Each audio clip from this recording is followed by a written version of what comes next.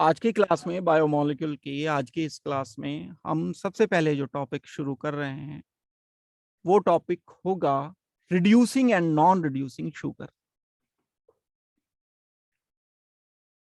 Reducing and non reducing sugar एक बड़ा important topic है, बहुत इंपॉर्टेंट है। क्वेश्चन आने के बहुत चांस हैं इससे।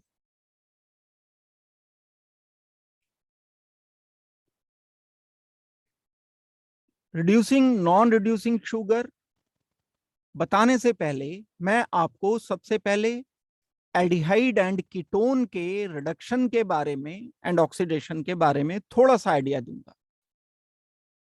शुगर आप जानते हो क्या है, किसकी बात हो रही है? वो कार्बोहाइड्रेट जो क्रिस्टलाइन है, वो कार्बोहाइड्रेट जो वाटर में डिसॉल्व हो जाते हैं, टेस्ट में स्वीट होते हैं, उनको बोलते हैं हम कि ये शुगर्स हैं। तो शुगर दो टाइप से हम कैटेगराइज करते हैं, रिड्यूसिंग एंड नॉन रिड्यूसिंग। ये वर्ड कहां से आया है? रिड्यूसिंग शुगर, नॉन रिड्यूसिंग, ये आया है एल्डिहाइड एंड कीटोन से। एल्डिहाइड एंड कीटोन वाले चैप्टर में एक हम पढ़ते हैं रिएजेंट। एक रिएजेंट होता है Tollens reagent.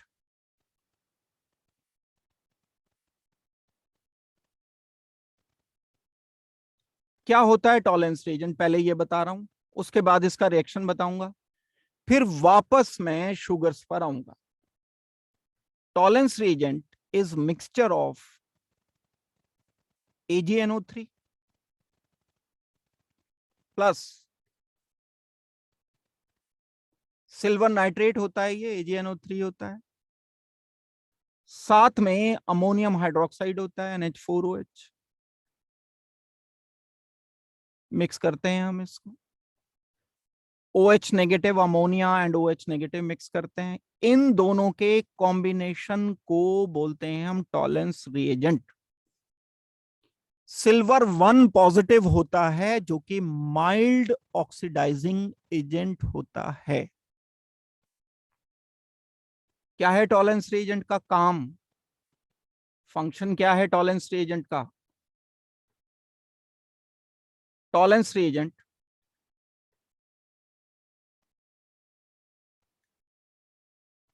Act as mild reducing agent, mild oxidising agent.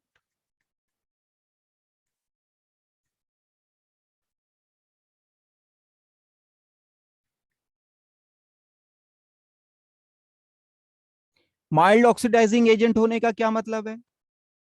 ये एल्डिहाइड को कार्बोक्सिलिक एसिड में ऑक्सीडाइज कर देता है और खुद रिड्यूस हो जाता है सिल्वर मेटल में। और C double bond oxygen and H, ये है एल्डिहाइड, प्लस इसको किससे रिएक्शन किया मैंने? टॉलेंस रिएजेंट से रिएक्शन किया।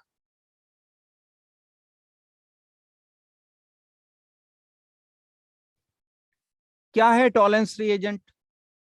Silver nitrate, silver 1 positive NO3 negative. अलग लिख देता हूं मैं, इसका कोई काम नहीं होता क्योंकि सिल्वर 1 पॉजिटिव का काम है। एल्कलाइन मीडियम होता है, OH नेगेटिव की प्रेजेंस में ये सारा कुछ होता है।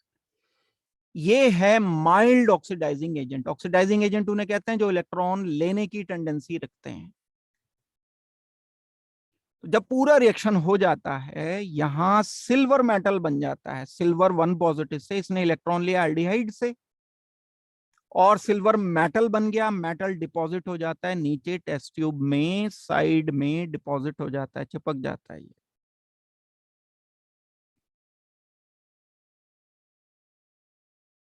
जिसकी वजह से बाहर से देखने पर यहां मिरर जैसा नजर आता है।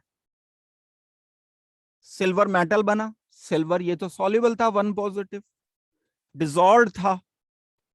हमने रिएक्शन करा दिया इसको एल्डिहाइड से, एल्डिहाइड हो गया ऑक्सीडाइज, मतलब इसका इलेक्ट्रॉन निकल गया। ये इलेक्ट्रॉन निकल के कहां गया?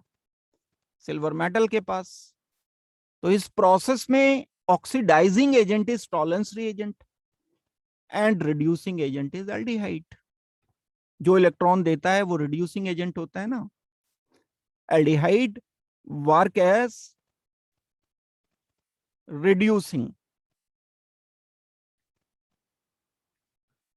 कौन होते हैं रिड्यूसिंग? जो इलेक्ट्रॉन देते हैं। जो इलेक्ट्रॉन लेते हैं वो क्या होते हैं? वो नेचर में ऑक्सीडाइजिंग एजेंट होते हैं।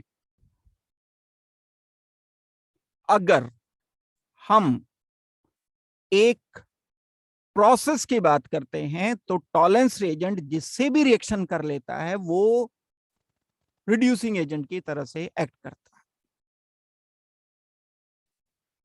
जब मैं किसी एल्डिहाइड में टॉलेंस रिएजेंट ऐड करूंगा तो टेस्ट ट्यूब की वॉल्स पर सिल्वर डिपॉजिट हो जाने के कारण मिरर जैसा नजर आएगा, तो हम इस टेस्ट को सिल्वर मिरर टेस्ट बोलते हैं। Silver mirror test.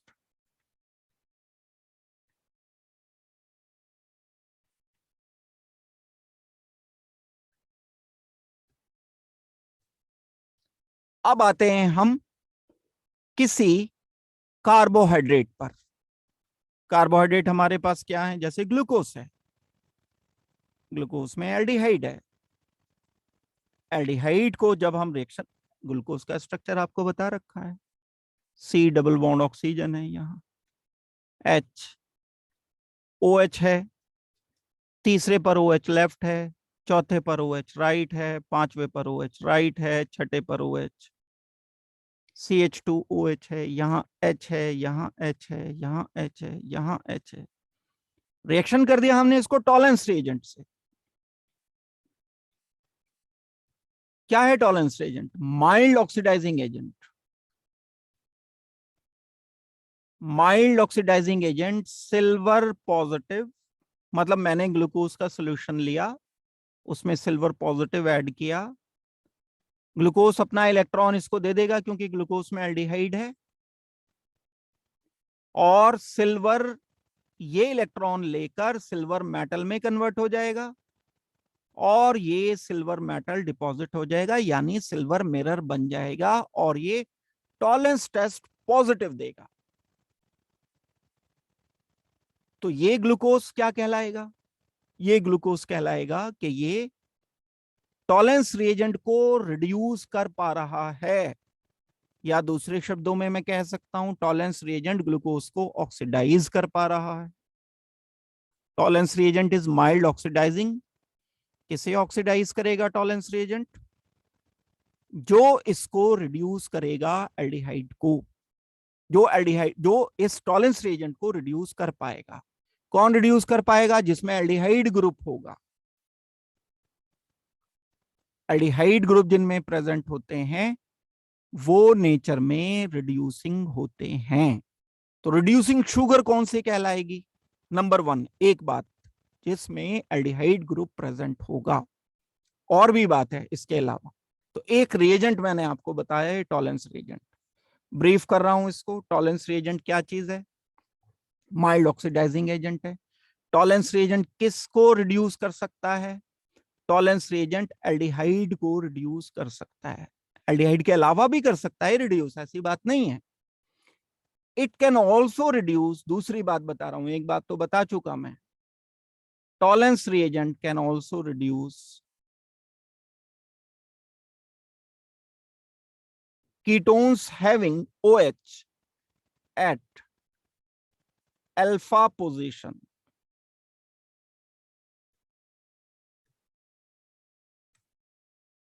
Carbon double, aldehyde को तो करेगा ही करेगा रिएक्शन, ये टॉलेंस रिएजेंट रिएक्शन करेगा।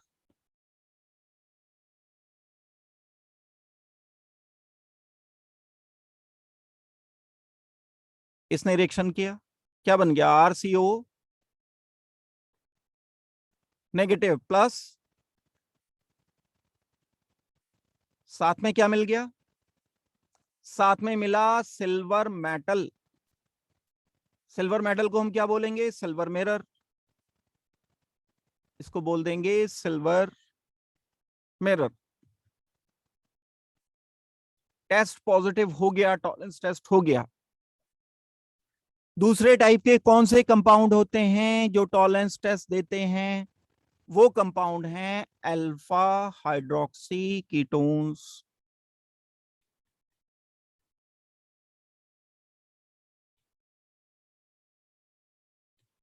कीटोन के अगर अल्फा पोजीशन पर OH होता है तो टॉलरेंस टेस्ट पॉजिटिव मिलता है, मतलब ये सिल्वर से रिएक्शन कर लेगा।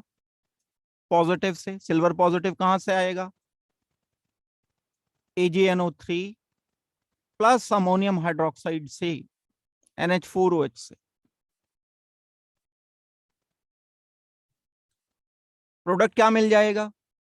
प्रोडक्ट हमें मिला carbon C double bond oxygen तो पहले से था, ये alcohol carbon double bond oxygen में कन्वर्ट हो गया, यानी ऑक्सीडाइज हो गया और सिल्वर पॉजिटिव सिल्वर मेटल में कन्वर्ट हो गया।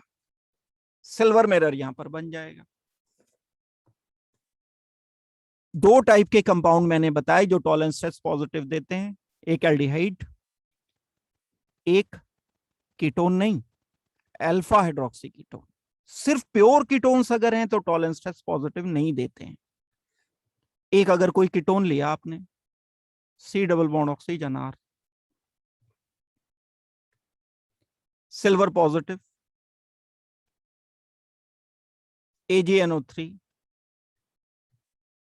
साथ में क्या मिलेगा? रखेंगे साथ में अमोनियम हाइड्रोक्साइड, ये टॉलरेंस एजेंट है। ये टेस्ट पॉजिटिव नहीं दे, कुछ भी नहीं मिलेगा, रिएक्शन ही नहीं हुआ, मतलब सिल्वर मेटल नहीं बना, मतलब सिल्वर मिरर नहीं बना, मतलब टेस्ट पॉजिटिव नहीं हुआ। कौन पॉजिटिव टेस्ट देता है? पॉजिटिव टेस्ट देता है aldehyde and alpha hydroxy ketones. अब आते हैं शुगर पर। जिन शुगर्स में एल्डिहाइड ग्रुप है एंड कीटोन ऐसा है जिसमें अल्फा हाइड्रोक्सी कीटोन है, कीटोन में अल्फा पोजीशन पर OH है, वो टॉलरेंस टेस्ट पॉजिटिव देते हैं और उन शुगर को बोलते हैं हम कि ये रिड्यूसिंग शुगर्स हैं। किसे बोलेंगे हम रिड्यूसिंग शुगर? अगर मैं डेफिनेशन की बात करता हूं, reducing sugar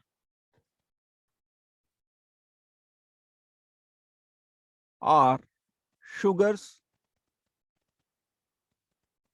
which can react with tolerance reagent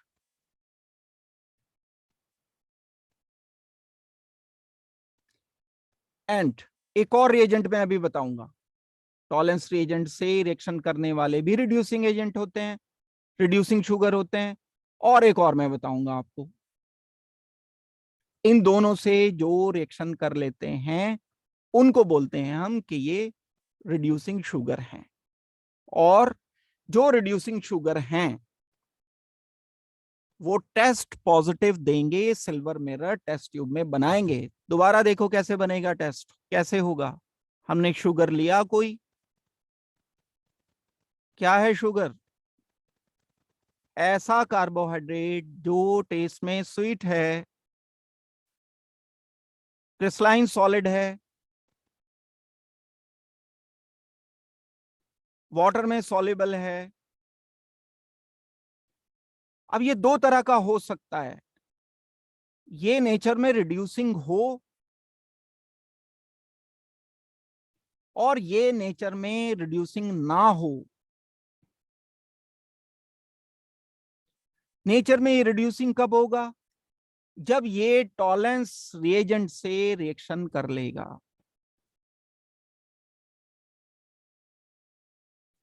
जब ये टॉलरेंस रिएजेंट से, कुछ शुगर्स ऐसे, शुगर कोई एक तो है नहीं, शुगर तो बहुत सारे टाइप के होते हैं, कुछ शुगर्स ऐसे होते हैं जो टॉलरेंस रिएजेंट से रिएक्शन नहीं करते, सिल्वर मिरर नहीं बनाते, वो नॉन रिड्यूसिंग शुगर कहलाएंगे। कुछ शुगर्स ऐसे होते हैं जो टॉलरेंस रिएजेंट से रिएक्शन कर लेते हैं,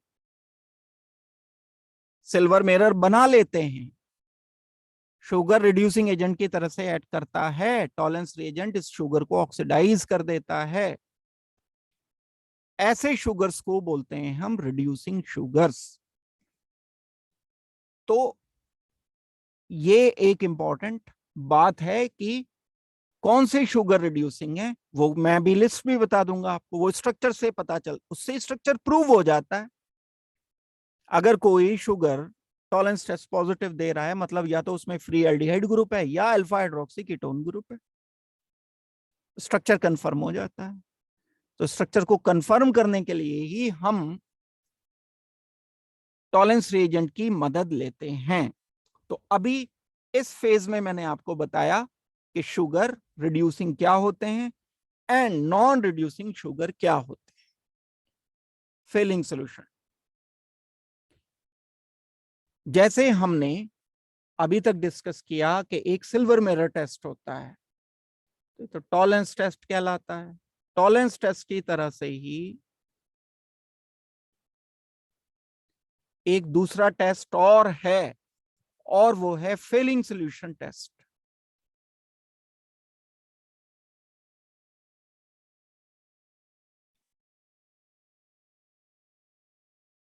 जो फेलिंग सॉल्यूशन टेस्ट है उसमें हम क्या रिएजेंट लेते हैं, हम यहां पर यूज करते हैं कॉपर का sulphate CuSO4। CuSO4 oxidation number copper का है 2 पॉजिटिव, सल्फेट तो SO4 2 नेगेटिव होता है। इसमें भी हम अल्कलाइन मीडियम रखते हैं, OH नेगेटिव का इस्तेमाल कर रहे होते हैं।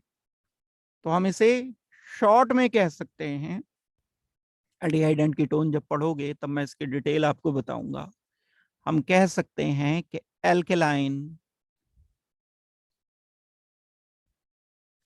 Copper sulphate is failing solution.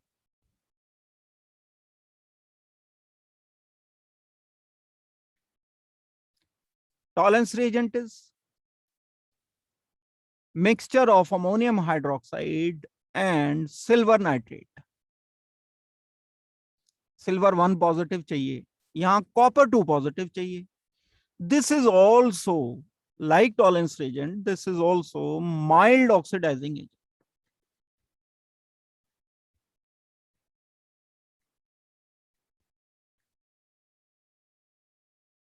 Mild oxidising agent जो काम टॉलरेंस एजेंट करता है एग्जैक्टली ये भी वही काम करता है। टॉलरेंस एजेंट क्या करता था, एल्डिहाइड को एंड कीटोन जिनमें अल्फा पोजीशन पर, अल्फा मतलब कार्बन डबल बॉन्ड ऑक्सीजन के बिल्कुल एकदम साथ वाला कार्बन, ये अल्फा कार्बन, इस पर अगर OH है, this is alpha hydroxy ketone को एंड एल्डिहाइड को दोनों से जैसे टॉलरेंस रिएजेंट रिएक्शन करता था ऐसे ही फेलिंग सॉल्यूशन भी रिएक्शन करेगा। कॉपर सल्फेट, ये ब्लू कलर का कंपाउंड होता है, कॉपर सल्फेट का खुद का कलर होता है ब्लू। अब ये इसे रिड्यूस करेगा, ये रिड्यूसिंग एजेंट है। एल्डिहाइड या अल्फा हाइड्रोक्सी कीटोन इसे रिड्यूस करके किस में कन्वर्ट कर देते हैं, कॉपर 1 पॉजिटिव में 2 पॉजिटिव, एक इलेक्ट्रॉन लेगा इससे एल्डिहाइड से, 1 पॉजिटिव में कन्वर्ट हो जाएगा। ये 1 पॉजिटिव का कलर चेंज हो जाता है और ये रेड कलर का कंपाउंड बन जाता है। जब हम ब्लू सॉल्यूशन फेलिंग सॉल्यूशन में मिक्स कर देते हैं एल्डिहाइड या अल्फा हाइड्रोक्सी कीटोन, तो रेड कलर की अपीयरेंस इंडिकेट करती है कि यहां एल्डिहाइड प्रेजेंट है। प्योर कीटोन ये रिएक्शन नहीं देते हैं। अगर मेरे पास बिल्कुल परफेक्ट प्योर कीटोन है, RC double bond oxygen R, तो टेस्ट नहीं मिलेगा मुझे पॉजिटिव। फेलिंग सॉल्यूशन लिया या टॉलरेंस रिएजेंट लिया, कुछ भी, copper sulphate, copper 2 positive, OH negative, ऐसे भी लिख सकते हैं हम इसको, नो रिएक्शन, मतलब रेड प्रेसिपिटेट नहीं बनते हैं। तो अब हम कलेक्टिवली, ये दूसरा रिएजेंट हो गया, रिएजेंट नंबर 2। एक और होता है जिसको हम बोलते हैं बेनेडिक्ट सॉल्यूशन। जो काम इसका है फेलिंग सॉल्यूशन का, वही काम बेनेडिक्ट सॉल्यूशन का है। One more, reagent is there, Benedict solution.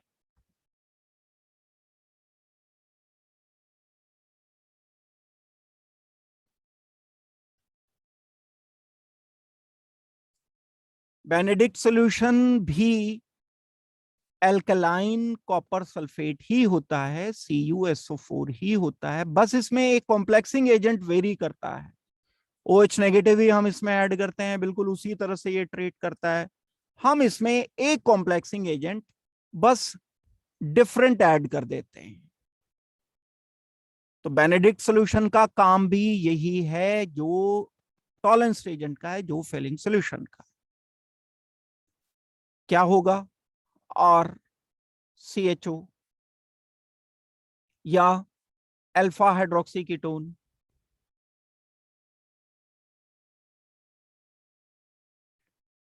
जब ये रिएक्शन करते हैं बेनेडिक्ट सॉल्यूशन से,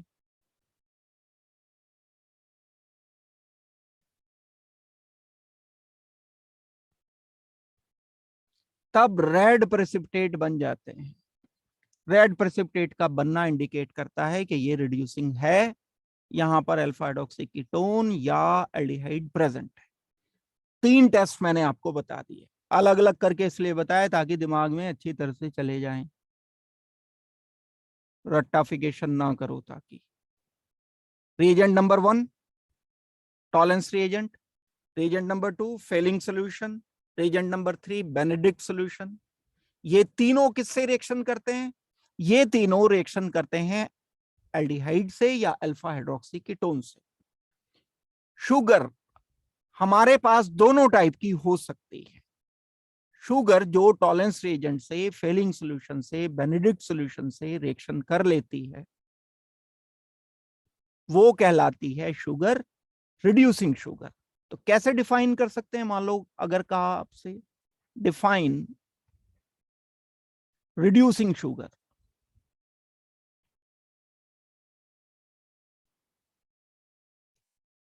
कैसे डिफाइन करोगे?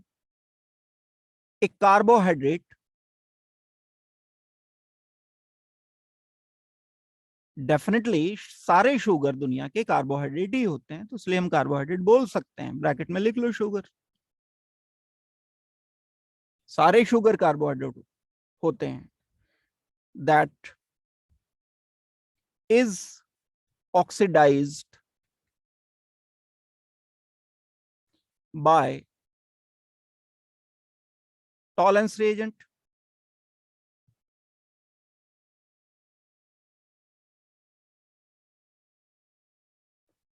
और Fehling solution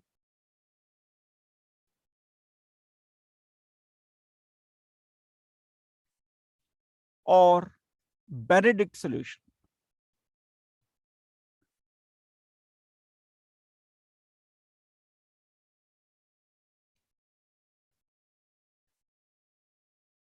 is known as reducing sugar।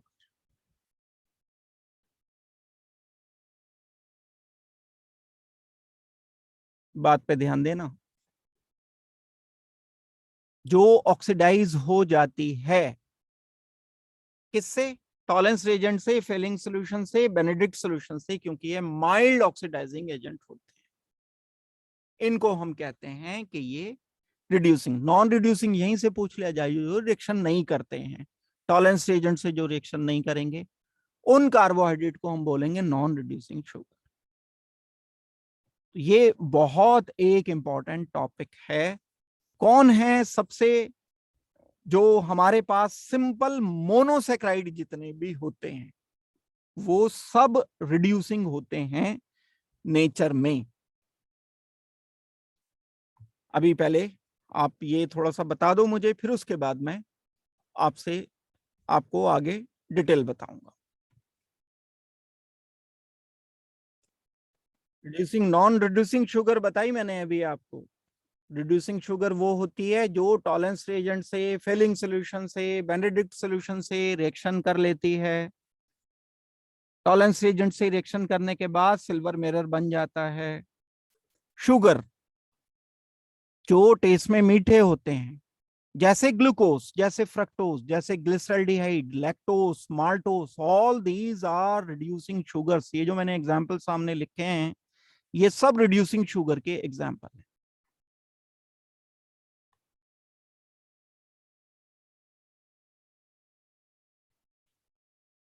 बहुत सारे एग्जाम्पल्स हैं, लेकिन बस ये जो आपके काम के हैं आने के चांस हैं, बस वही मैंने एग्जाम्पल दिए।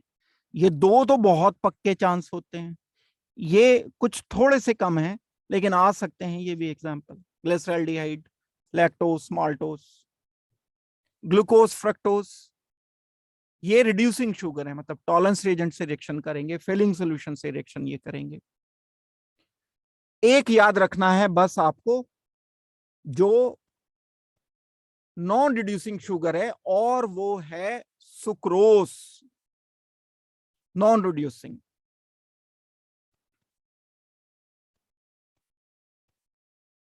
ये डाइसेक्राइड होता है, इसमें फ्री एल्डिहाइड या alpha hydroxy ketone free available नहीं होता है, तब हम इसे बोलते हैं नॉन रिड्यूसिंग शुगर। का एग्जाम्पल है सुक्रोज। क्या है सुक्रोज? C12H22O11 का वो स्ट्रक्चर जिसका हाइड्रोलिसिस करने पर एक ग्लूकोज एक फ्रक्टोज बनता हो।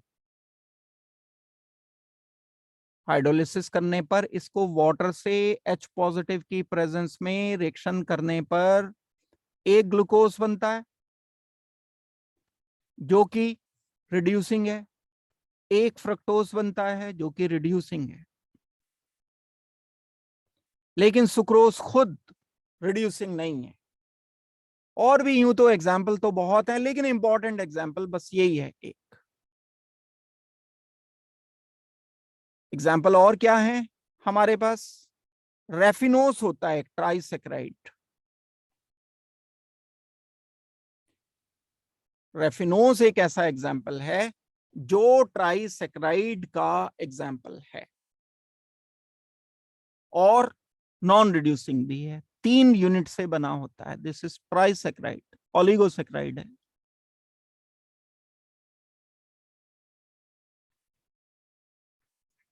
तीन ग्लूकोज से मिलकर के बना होता है और ये नॉन रिड्यूसिंग का एक एग्जाम्पल है। एक सुक्रोज कर लोगे तो ये भी काफी है। ग्लूकोज, फ्रक्टोज, ये एग्जाम्पल याद करने आपके लिए मस्ट है, क्वेश्चन का एरिया है।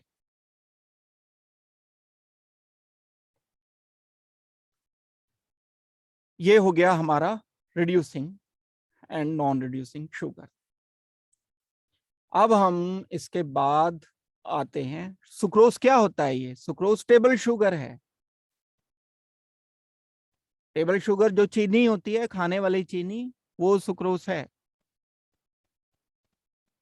और ये टॉलरेंस रिएजेंट से रिएक्शन नहीं करेगा। किससे रिएक्शन नहीं करेगा? ये फिलिंग सॉल्यूशन से, ये बेनेडिक्ट सॉल्यूशन से रिएक्शन नहीं करेगा। एक बात हो गई ये हमारी। फर्दर आगे बढ़ते हैं हम इसके बाद। कोई यहां तक दिक्कत है तो बोल दो।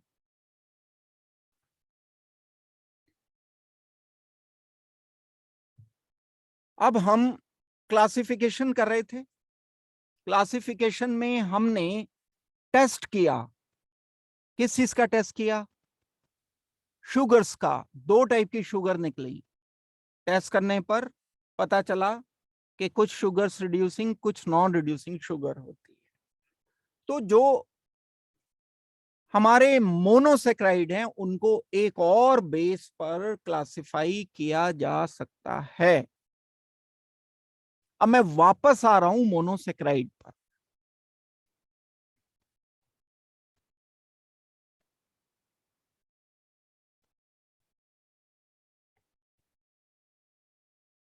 मोनोसेक्राइड मतलब जिनका हाइड्रोलिसिस फर्दर हम नहीं कर सकते, सिंगल यूनिट, वही जो डेफिनेशन में था। मोनोसेक्राइड, पॉली हाइड्रोक्सी, एल्डिहाइड या पॉलीहाइड्रोक्सी कीटोन।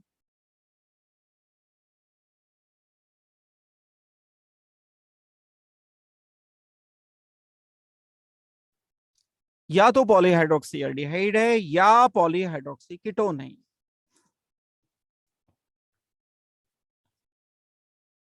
मोनोसेक्राइड की बात हो रही है, कार्बोहाइड्रेट की बात हो रही है। मोनोसेक्राइड तो यही होंगे क्योंकि इनका हाइड्रोलिसिस तो फर्दर हो नहीं सकता। मोनोसेक्राइड को हम फंक्शनल ग्रुप के बेस पर दो तरह से कैटेगराइज करते हैं। मोनोसेक्राइड को अगर हमें क्लासिफाई करना हो तो मोनोसेक्राइड को दो तरह से हम क्लासिफाई करते हैं। नंबर वन हम बोलते हैं एल्डोस,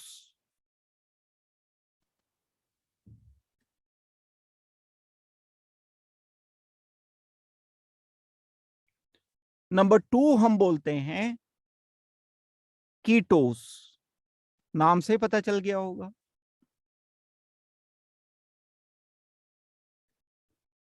नाम इंडिकेट कर रहा है, एक में एल्डिहाइड फंक्शनल ग्रुप है, दूसरे में कीटोन फंक्शनल ग्रुप है। ये एल्ड इंडिकेट करता है एल्डिहाइड को। जो मोनोसेक्राइड एल्डिहाइड फंक्शनल ग्रुप रखते हैं उनको हम एल्डोस बोलते हैं। जो मोनोसेक्राइड कीटो फंक्शनल ग्रुप रखते हैं उनको हम कीटोस बोलते हैं। Ketone functional group is ketone. Carbon double bond oxygen, इधर कार्बन इधर कार्बन, यहां पर C double bond oxygen and H, ये कार्बन लगा। ये तो बात हो गई एल्डोस एंड कीटोस की। That means monosaccharides are further classified into aldose and ketose. लेकिन हम इनको नंबर ऑफ कार्बन के बेस पर भी कैटेगराइज करते हैं। अगर मान लो मेरे पास एल्डिहाइड फंक्शनल ग्रुप है तो मैं इसे एल्डोस बोलूंगा। अगर कीटोन फंक्शनल ग्रुप है तो मैं इसे कीटोस बोल दूंगा। लेकिन नंबर ऑफ कार्बन अलग अलग हो सकते हैं।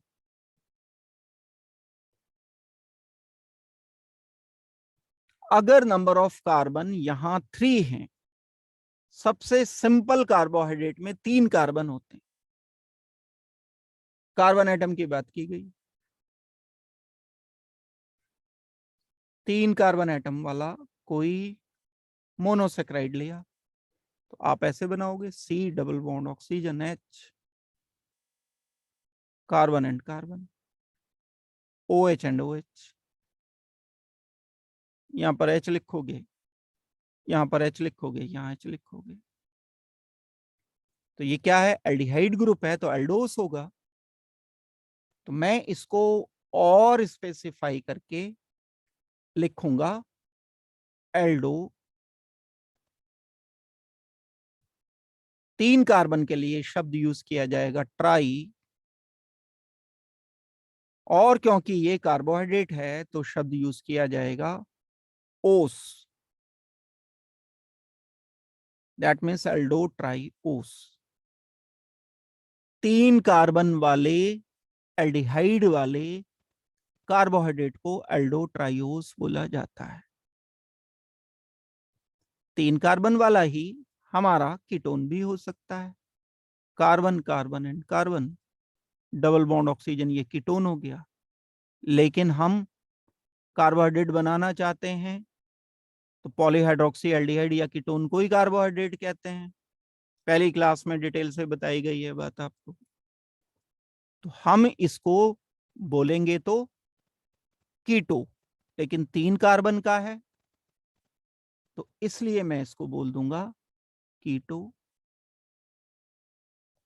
ट्राई ओस। ट्राई क्या इंडिकेट करता है? कार्बन के नंबर को। ओस क्या इंडिकेट करता है? कार्बोहाइड्रेट को। और कीटो क्या इंडिकेट करता है? कीटोन ग्रुप को। कीटो इंडिकेट करता है कीटोन को। ट्राई इंडिकेट करता है नंबर ऑफ कार्बन को। ओस इंडिकेट करता है कार्बोहाइड्रेट को।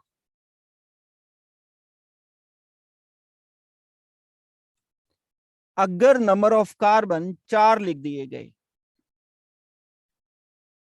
तो 4 कार्बन का एक एल्डिहाइड, क्योंकि मैंने यहां पर फंक्शनल ग्रुप लिख रखा है, तो C double bond oxygen H, एक कार्बन, दूसरा, तीसरा, चौथा OH ग्रुप है, यहाँ OH ग्रुप है, इधर OH ग्रुप है,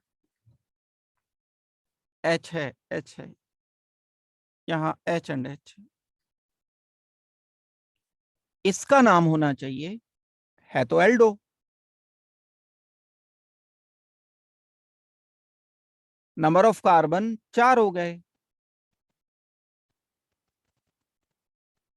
टेट्रा बोलते हैं ना 4 को, तो हम बोलेंगे tetrose. Aldo, tetrose, ose carbohydrate, tetra 4, aldo aldehyde. Ketone हो सकता है 4 का, C double bond oxygen, carbon and carbon, एक पर कीटोन, बाकी सब पोजीशन पर अल्कोहल लिखने पड़ेंगे अगर कार्बोहाइड्रेट बनाना चाहते हो डेफिनेशन के according.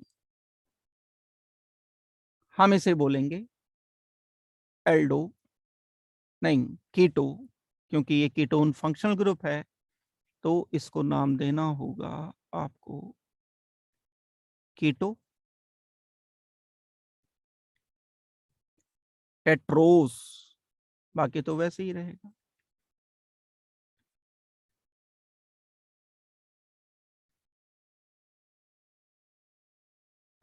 Carbohydrate 4 carbon, ketone functional group, 5 carbon, 6 carbon, 7 carbon, बढ़ते चले जाओगे, मोनोसेक्राइड हैं सब के सब।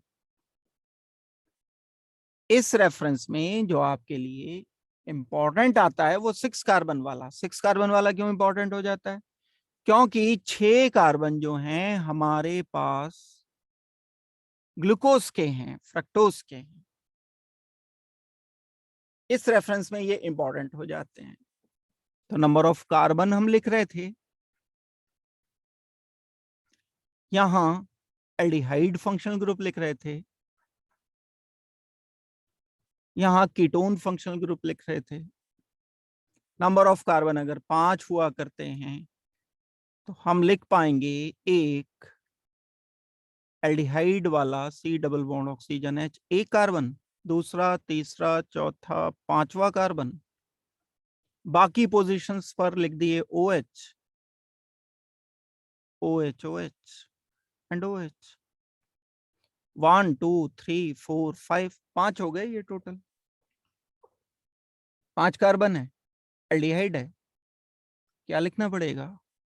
एल्डो। 5 कार्बन को बोलते हैं पेंट। ग्लूकोज कार्बोहाइड्रेट को बोला जाता है ओस। यही मैं स्ट्रक्चर बना देता हूं carbon carbon double bond oxygen 5 carbon के कीटोन के लिए। 1 2 3 4 5 सब पर कीटोन को छोड़कर OH, बाकी H लिख दोगे, भरने पड़ेंगे H। यहाँ लिख नहीं रहा हूं मैं, यहाँ पर 2 लिखोगे, यहाँ 1 लिख दोगे, यहाँ पर 1 लिख दोगे, यहाँ पर 2 लिख दोगे। ये हो जाएगा हमारा कीटो। पेंट लिखना पड़ेगा, 5 कार्बन है क्योंकि पेंट। ओस क्या इंडिकेट करता है? कार्बोहाइड्रेट को। अब कीटो पेंटोस तो ये भी हो सकता है, अगर मैं 2 की जगह, भाई एल्डिहाइड तो 1 पर ही आएगा, 2 पर तो आ नहीं सकता एल्डिहाइड, लेकिन कीटोन 2 पर भी हो सकता था, 3 पर भी हो सकता था, 4 पर लिखूंगा तो इधर से 2 पर आ जाएगा। तो मैं इसे स्पेसिफाई कर देता हूं, कीटो की जगह 2 कीटो पेंटोस। 2 का मतलब कीटोन की पोजीशन कार्बन नंबर 2 है, और अगर 3 पर लिख दिया तो 3 कीटो पेंटोस, कोई इशू की बात नहीं। ऐसे ही 6 कार्बन के लिए बात हो जाती है। ये आपके लिए बड़ा इंपॉर्टेंट है, क्योंकि जो आपका सिलेबस ग्लूकोज एंड फ्रक्टोज का है वो 6 कार्बन का आता है।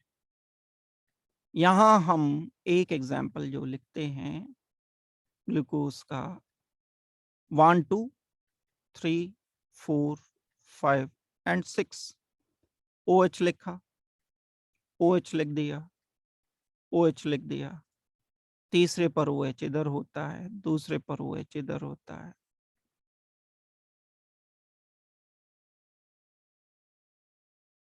यहाँ H2 लिखेंगे। ये है कॉमन नेम, तो है इसका ग्लूकोज, क्लास में करा रखा है, ये डिटेल से बताया था आपको। लेकिन यहां जब हम इसका क्लासिफिकेशन के अकॉर्डिंग नाम लिखेंगे तो लिखेंगे एल्डो।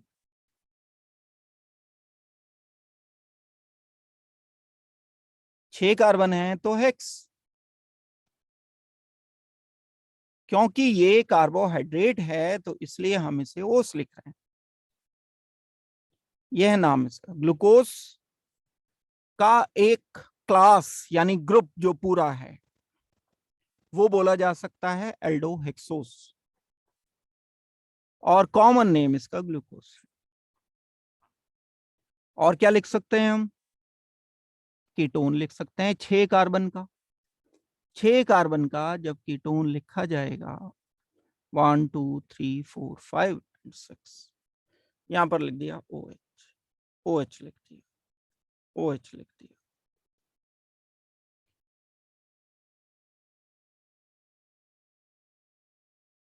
OH आता है तीसरे कार्बन पर, फ्रक्टोज में भी लेफ्ट पर, ओरिएंटेशन भी बताए थे आपको साथ। This molecule is called as common name is fructose.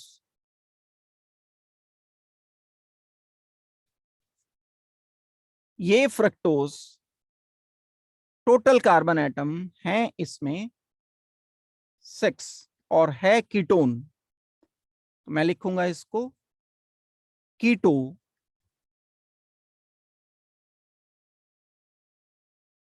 6 carbon है तो हेक्स, कार्बोहाइड्रेट है तो ओस। आने वाला क्वेश्चन है, अब क्योंकि 2 पोजीशन पर है तो 2 भी लिखा हुआ हो सकता है, नहीं भी होगा तो भी ठीक है, चलेगा। 2 कीटो हेक्सोस या कीटो हेक्सोस। तो ये सब आपको पता होने चाहिए। कोई भी स्ट्रक्चर लिख करके दे देंगे, 4 ऑप्शन दे देंगे नीचे, उन 4 ऑप्शन में से ऑप्शन कॉम्प्लेक्स भी हो सकते हैं, ऑप्शन जो हैं वो सिंपल भी हो सकते हैं। यहां तक अगर किसी को इशू है कोई तो बताओ जल्दी से पहले। आगे कंटिन्यू करते हैं, हम कॉन्फ़िगरेशन करते हैं। क्लासिफिकेशन कर लेने के बाद हम डिस्कस कर रहे हैं, अभी शुरू कर रहे हैं कॉन्फ़िगरेशन ऑफ ग्लूकोज। ये जितने भी हमने स्ट्रक्चर पढ़े हैं, इन स्ट्रक्चर में जो कायरल कार्बन है उसमें हर एक में 2 ओरिएंटेशन हो सकते हैं। ये जो हम क्रॉस लाइन से लिखते हैं कायरल कार्बन एटम को, जैसे एक एग्जांपल देता हूं, सबसे सिंपल जो कार्बोहाइड्रेट है वो ये है, C double bond oxygen H, C and OH, H and CH2OH। इस मॉलिक्यूल को बोलते हैं हम, फर्दर इंपॉर्टेंट बात है ये, जो आपका सिलेबस कह रहा है उसके अकॉर्डिंग ही मैं करा रहा हूं। ये जो मॉलिक्यूल है हमारे पास, इसमें कायरल कार्बन है एक। अगर एक कायरल कार्बन एटम है तो इसके 2 स्ट्रक्चर मिल सकते हैं। आपको याद हो अगर ऑप्टिकल आइसोमेरिज्म की वो थोड़ी सी बात जो मैंने आपको अल्काइल हैलाइड में डिस्कस की थी, सिंगल कायरल कार्बन के दो स्ट्रक्चर्स होते हैं जो एक दूसरे के एंटिओमर्स कहलाते हैं, मिरर इमेज स्ट्रक्चर होते हैं। ये तो तब बनेगा जब 3D स्ट्रक्चर होगा, लेकिन फिर भी दो स्ट्रक्चर को मैं लिख लेता हूं कि ऐसे मैंने मिरर इमेज स्ट्रक्चर टाइप लिख लिया। कायरल कार्बन के कारण एक तो हो गया ये डेक्स्ट्रोरोटेटरी, अगर इफ दिस स्ट्रक्चर इज, ये वाला जो सामने लिखा है, मैं पता नहीं लेकिन मैंने मान लिया, if this structure is dextrorotatory,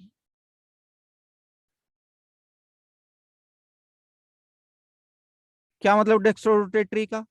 जो क्लॉक वाइज रोटेशन करता है, तो ये नेसेसरीली लेवो रोटेटरी होगा।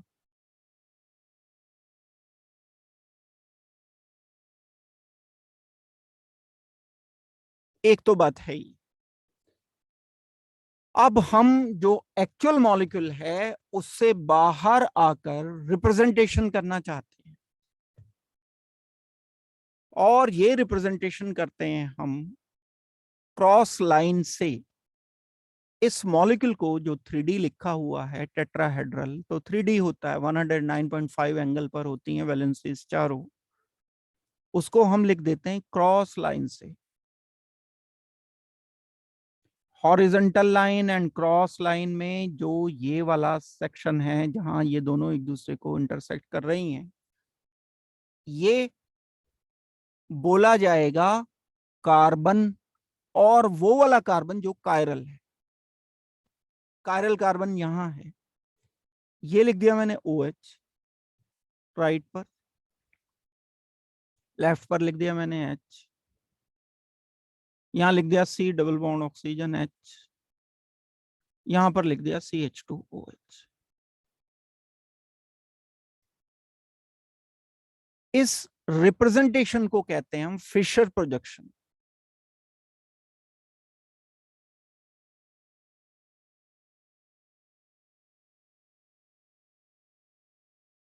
प्रोजेक्शन मतलब हमने इस टेट्राहेड्रल को प्रोजेक्ट कर दिया क्रॉस लाइन से, जो आर्बिट्रेरली मान लिया गया है इसका डी एंड एल से कोई रिलेशन नहीं है, डेक्स्ट्रोरोटेटरी से लेवोरोटेटरी से अब कोई रिलेशन नहीं है इस फिशर प्रोजेक्शन का। इस मॉलिक्यूल को जिसमें सिर्फ एक कायरल कार्बन है, और ये मॉलिक्यूल है कौन सा? ये मॉलिक्यूल है एल्डो, अभी बताया था आपको, एल्डिहाइड है, एल्डो ट्राई ओस। सबसे सिंपल मॉलिक्यूल है ये कार्बोहाइड्रेट का, इसमें सिर्फ एक कायरल कार्बन है। आर्बिट्रेरली राइट हैंड पर जो लिखा होगा हॉरिजॉन्टल लाइन पर OH, उसको आर्बिट्रेरली हम मान लेंगे कि ये डी है, कैपिटल डी, स्मॉल डी नहीं। स्मॉल डी का मतलब होता है डेक्स्ट्रोरोटेटरी, कैपिटल डी का मतलब कॉन्फ़िगरेशन से है कि हमने आर्बिट्रेरली मान लिया कि एल्डोट्राइओस में आर्बिट्रेरली राइट हैंड पर अगर मैं OH को लिख लेता हूं तो डी कॉन्फ़िगरेशन कहलाएगा। और ये 3 कार्बन का मॉलिक्यूल का अगर कॉमन नेम मुझे लिखना हो तो ये ग्लिसरॉल्डिहाइड कहलाता है, इसका नाम होगा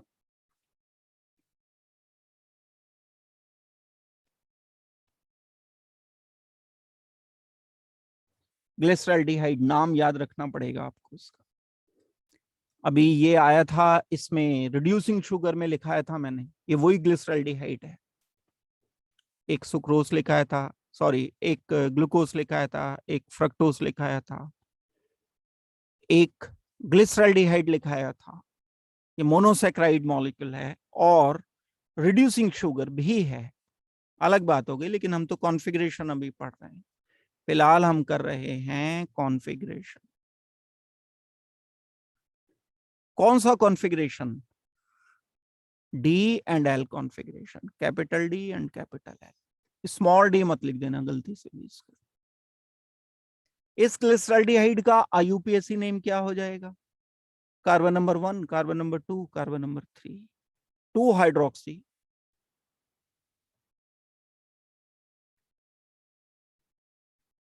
2 पोजीशन पर OH है, बल्कि कहना चाहिए 2 3 हाइड्रोक्सी, क्योंकि 3 पर भी तो OH है, ये भी तो OH आ रहा है ना, एक OH ये भी है, तो ये आ जाएगा 2,3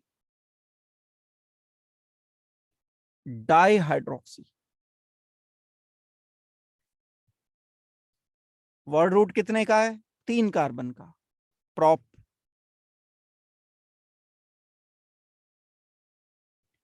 सेचुरेटेड मॉलिक्यूल है, डबल बॉन्ड कहीं नहीं है, एन AN। एल्डिहाइड के लिए बोला जाता है अल, AL। 2,3 di hydroxy propanal. अगर मान लो आ जाए, क्योंकि इंपॉर्टेंट टॉपिक है तो उसमें आसपास से मिलते जुलते क्वेश्चन दे देते हैं, ये हो जाएगा हमारा ग्लिसरॉल्डिहाइड का स्ट्रक्चर। अगर डीग्लिसरॉल्डिहाइड लिखा है तब आपको यही कॉन्फ़िगरेशन लिखना है जिसमें राइट हैंड पर OH है। हमने आर्बिट्रेरीली मान लिया है इसे राइट हैंड वाले OH को, हम कैपिटल D ग्लिसरॉल्डिहाइड बोलेंगे।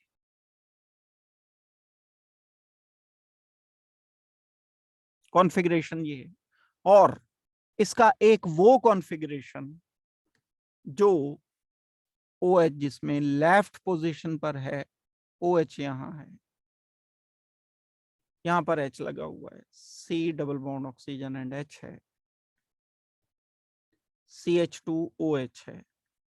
इस वाले एल्डिहाइड को बोला जाता है, या एल्डोट्राइओस को बोला जाता है L glyceraldehyde, capital L।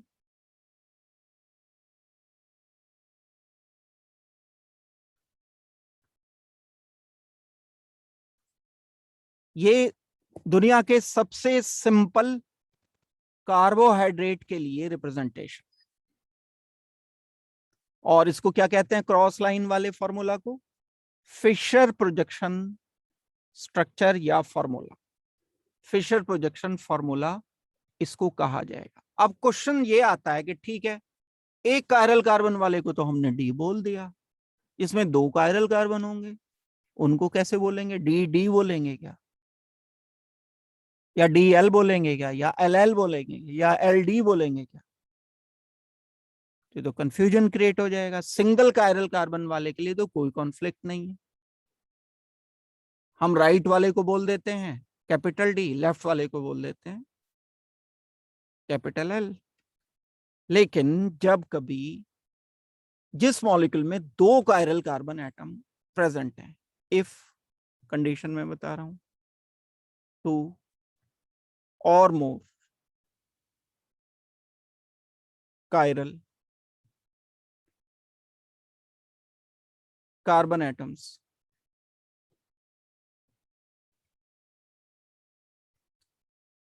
are present in carbohydrate,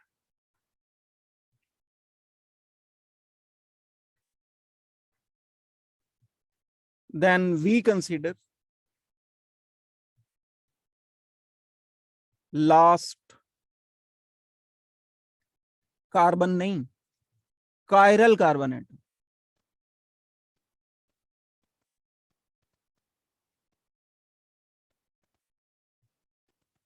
फिर हम लास्ट कायरल कार्बन एटम को कंसीडर करेंगे।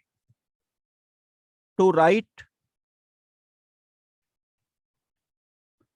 डी, कैपिटल D और capital L notation,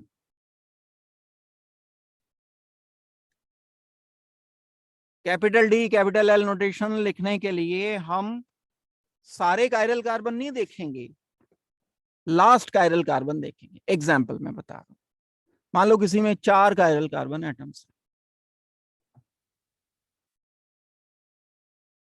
carbon double bond oxygen H, एक कार्बन, दूसरा, तीसरा, 4 कार्बन है और 2 कायरल है, तो अब इस वाले कार्बन की गिनती करें, 1 2 3 4। इस कार्बन से मुझे कुछ लेना देना नहीं। ये OH किधर भी है, चाहे इधर लिखा हुआ है चाहे ये इधर लिखा हुआ है, मुझे लास्ट कायरल कार्बन से लेना देना है। लास्ट कार्बन नहीं, लास्ट कार्बन तो 4 है। लास्ट कायरल कौन सा है, 3। आखिरी कायरल यहां से शुरू किया, गिनती एल्डिहाइड से शुरू होती है। तो अगर लिखा हुआ है ये स्ट्रक्चर, यहाँ OH यहाँ H, तो ये राइट हैंड पर ही आ गया, last chiral carbon right hand पर। तब मैं इसे बोलूंगा, जो भी इसका नाम है, कैपिटल D बोलूंगा। अगर ये लिखा गया C double bond oxygen H and OH last chiral carbon पर, तो वही रहा कॉन्फ़िगरेशन। अभी भी ये बोला जाएगा D, कैपिटल D। इस मॉलिक्यूल का नाम जो भी है ये बोला जाएगा capital D, capital D। Erythrose होता है नाम इसका, याद करने की जरूरत नहीं है।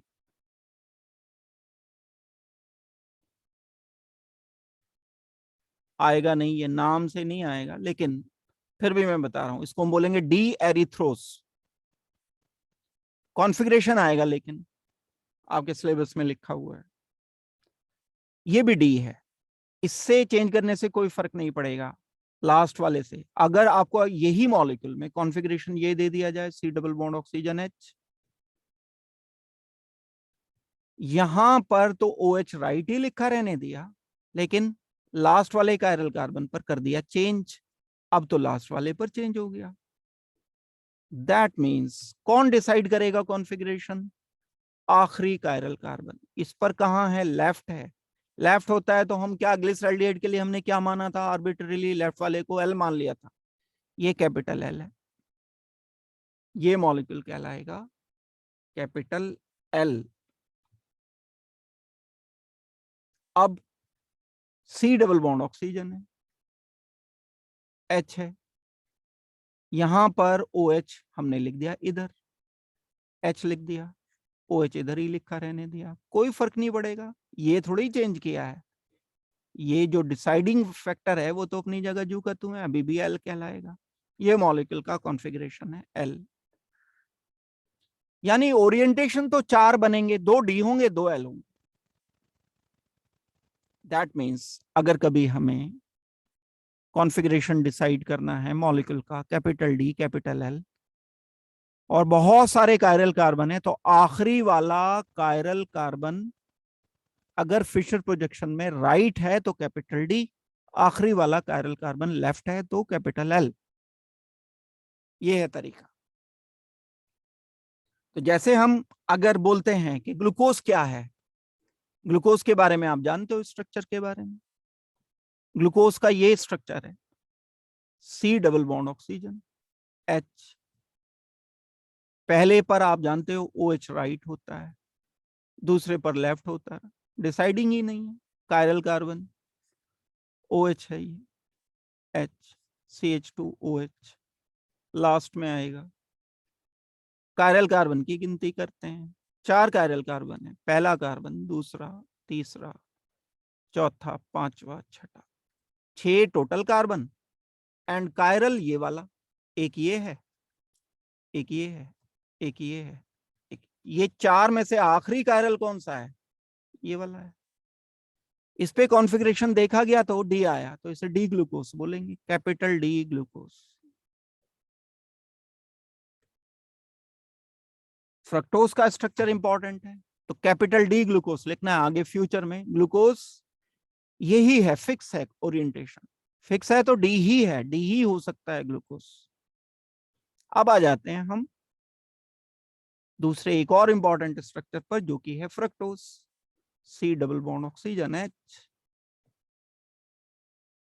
यहां पर आ गया 1 2 3 4 CH2OH। हम लिखेंगे OH यहां, सॉरी जो कॉन्फ़िगरेशन था उसमें बस कार्बन नंबर 3 पर ये गड़बड़ लिख दिया मैंने, फ्रक्टोज लिखना है ना, मैंने ग्लूकोज दोबारा कॉपी पेस्ट कर दिया, COH,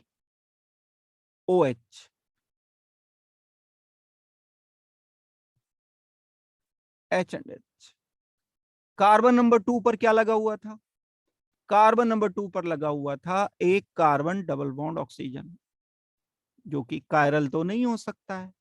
यहाँ कार्बन डबल बॉन्ड ऑक्सीजन लगा हुआ है, this is carbon number 1, carbon number 2, carbon number 3 पर OH यहाँ आता है, कार्बन नंबर 4 पर OH इधर होता है, कार्बन नंबर 5 पर OH इधर होता है।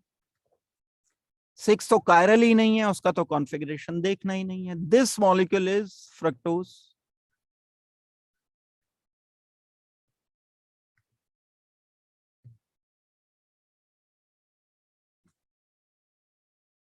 अब लास्ट कायरल कार्बन कौन सा है?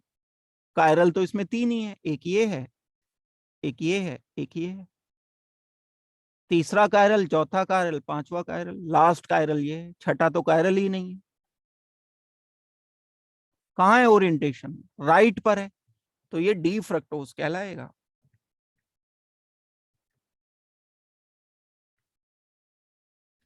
स्ट्रक्चर में हमें ये बात सीखनी है, जो ग्लूकोज के फ्रक्टोज के स्ट्रक्चर हैं ये कैपिटल डी क्यों कहलाते हैं?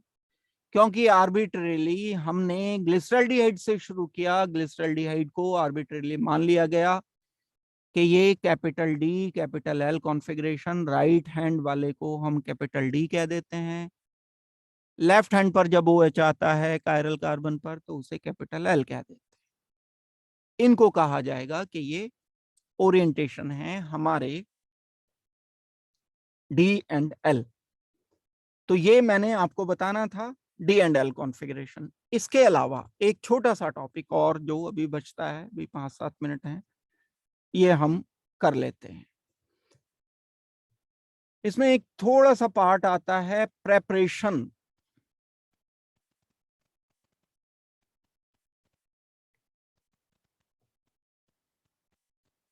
ये अभी तक हमने स्ट्रक्चर को फोकस किया, अब हम आ गए प्रेपरेशन पर। Preparation of glucose.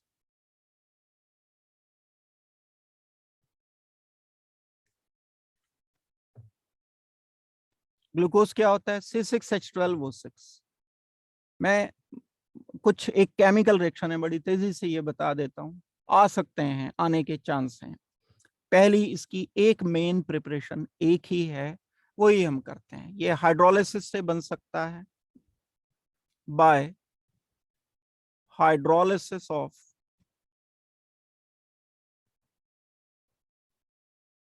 Cane sugar.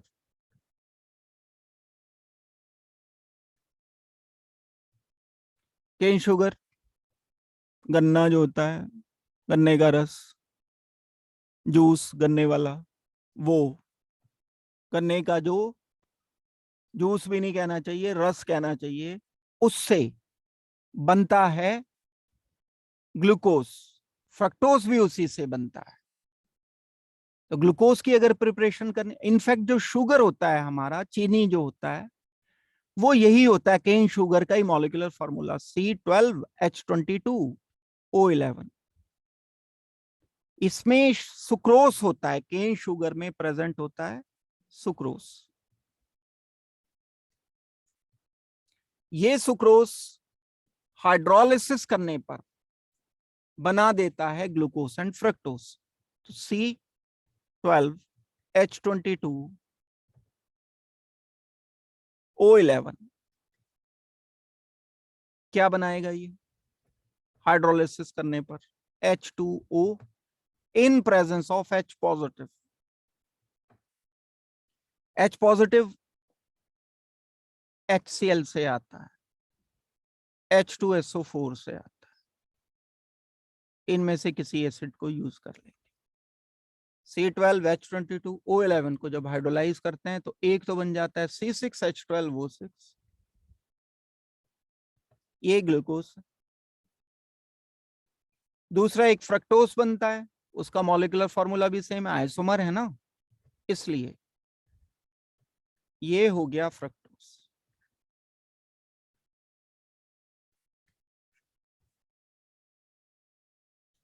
तो ग्लूकोज बनाने के लिए हम हाइड्रोलिसिस करते हैं केन शुगर। ये है एक तरीका, मेथड नंबर 1 प्रिपरेशन हमने की, नंबर 1। फिर इसको क्रिस्टलाइजेशन कर देते हैं, कूल कर देते हैं, सडनली टेम्परेचर डाउन करते हैं, डाउन द टेम्परेचर। तो कोई सोल्यूशन होता है, सिरप होता है किसी चीज का, तो क्रिस्टल बन जाते हैं ठंडा करने पर, तो ग्लूकोज के क्रिस्टल सेपरेट आउट हो जाते हैं। क्रिस्टलाइजेशन का रेट ग्लूकोज फ्रक्टोज का अलग अलग होता है, तो पहले ग्लूकोज के क्रिस्टल बन जाते हैं, बाद में फ्रक्टोज के क्रिस्टल बनते हैं, सॉल्युबिलिटी अलग अलग होने के कारण। एक मेथड ये हो गया। दूसरा एक और भी मेथड है, वो भी मैं आपको बता देता हूं, नंबर 2 बाय हाइड्रोलिसिस ऑफ